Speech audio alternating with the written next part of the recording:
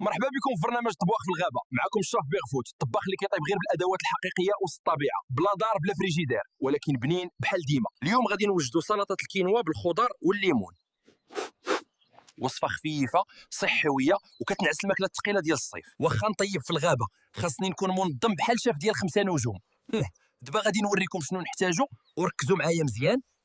اولا كيلو مطهوه هبره كاس واحد ناعمه بحال مخده جديده. ثانيا خيزو محكوك كيضوي بحال شمس الصيف. ثالثا خيار مقطع رقيق فريش بحال صباح ديال الجبل. رابعا فلفله مشويه دايبه في الفم بحال الحنين. خامسا بصله حمراء مقطعه فيها دموع ولكن دموع ديال الفرح. سادسا نعناع ومعدنوس خضوره ديال الغابه. وسابعه زيت زيتون عصير الحامض شويه ديال الملحه وشويه ديال البزار. والوصفه سالات منين كتسمع بزار. نبداو بالكينوا من بعد نزيدو الخيزو الخيار وهذيك الفلفله. دابا نزيدو البصله الحمراء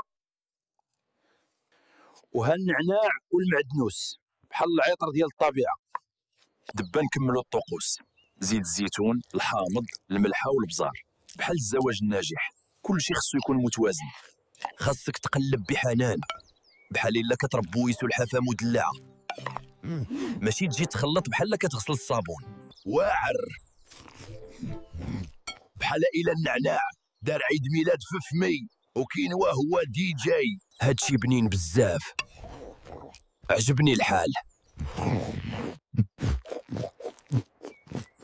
الى عجباتكم هاد الوصفه ما تنساوش تبارطاجيو، ديروا جيم وتهبطوا السبسكرايب بحال طاجين فوق العافيه.